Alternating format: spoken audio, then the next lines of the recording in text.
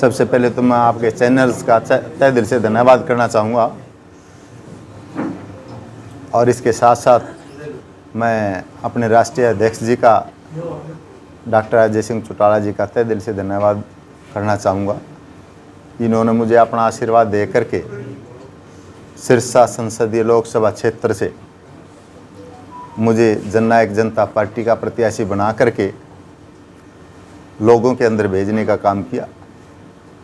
और जैसे ही मैं जिस भी कंस्टिट्यूंसी में गया हूँ मेरे नेताजी के साथ, तो लोगों का अपार स्नेह मिला है और लोगों ने विश्वास दिलाया है कि भारतीय जनता पार्टी का जो कैंडिडेट आया है डॉक्टर अशोक तंवर जी, और कांग्रेस पार्टी की जो कैंडिडेट आई है बहन शैलजा जी, तो उनको हमने पहले ही बना करके देख लिया।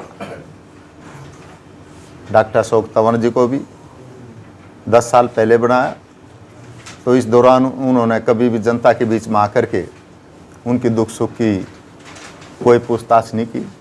इसी प्रकार 20-25 साल पहले 91 और 96 में 2 बार MP बनाकर एक बहन शैलजा जी को भेजा।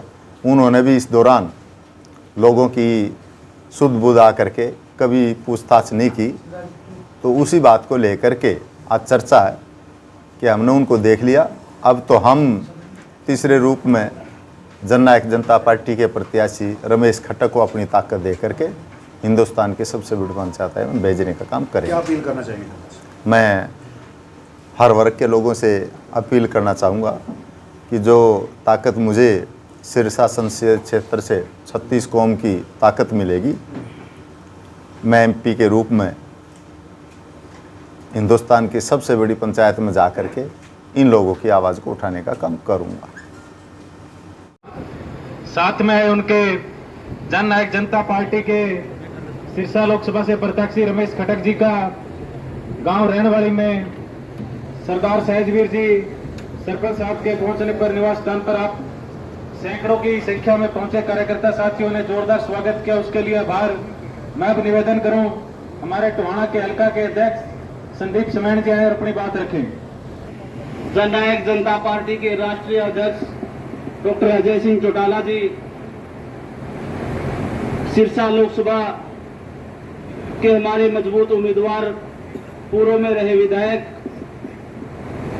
रमेश खट्टर जी, पार्टी के जिला के अध्यक्ष रविंद्र बेनीवाल जी, सुभाष गोरचिया जी, भाई जतिन जी, आज गांव रहनवाली में भाई सहजवीर बराड़ जी के आवास पर पहुंचे।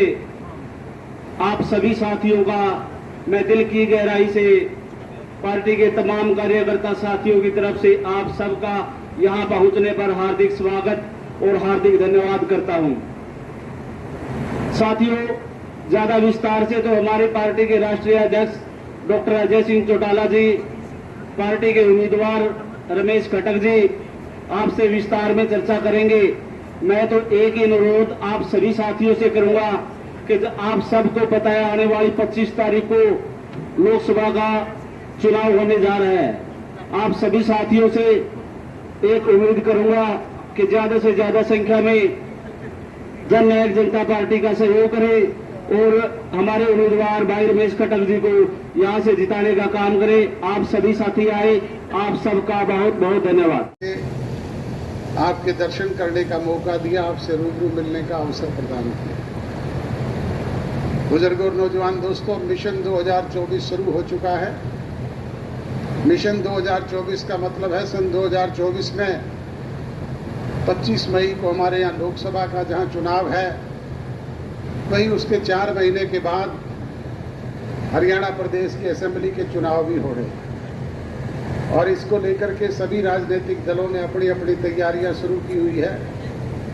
हमने भी पार्टी के स्तर पर निर्णय किया कि हम हरियाणा प्रदेश के गांव-गांव में जाकर के, शहर के वार्ड स्तर तक जाकर के पार्टी के नीति, कार्यक्रम और प्रोग्राम लोगों के बीच में लेकर के जाएंगे और अपने स्तर पे होने वाले समाधान और निदान करने का काम करेंगे।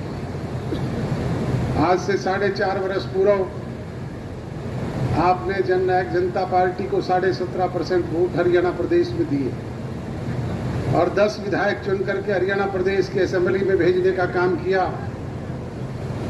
उन्हीं 10 विधायकों की बदौलत राजभाग में आपकी हिस्सेदारी हुई। जैसे ही राजभाग में हिस्सेदारी हुई, हमारे कार्यकर्ताओं के चेहरे पे लाली आई, उन्हें एक उम्मीद जगी कि विकास के काम होंगे, बच्चों को रोजगार मिलेगा, छोटी मोटी समस्याओं से हमें मुक्ति मिलेगी। परंतु मुझे ये कहते हुए अफसोस होता है कि जैसा आप लोगों ने सोचा था और हम करना चाहते थे, वो इस अरसे में कर नहीं पाए। उसके कारण रहे कि एक तो हम पूर्ण बहुमत में नहीं, सरकार में 20% के साझेदार थे, और दूसरा जैसे ही सत्ता परिवर्तन हुआ, कोरोना जैसी विश्वव्यापी महामारी आ गई। कभी पहला फेज, कभी दूसरा फेज, कभी तीसरा फेज, निरंतर 2 साल इसी में गुजर गए। और उससे थोड़ी बहुत मुक्ति मिले तो किसान आंदोलन चल पड़ा। उस किसान आंदोलन की मार भी अगर सबसे ज्यादा किसी को पड़ी तो वो हम पर पड़ी। कानून बनाए थे केंद्र की सरकार ने, लागू करवाने का काम किया था सांसदों ने। ना हमारा कोई सांसद था, ना केंद्र की सरकार में भागीदारी।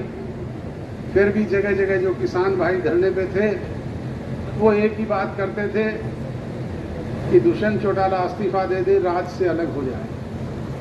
मैंने अनेक बार सार्वजनिक मंचों से भी कहा, मीडिया के समक्ष भी कहा कि भाई इस्तीफा अगर किसी बात का समाधान है तो एक दुष्यंत चौटाला का नहीं, 10 के 10 विधायकों के मुझ से ले जाओ और अपना समाधान करवा दो।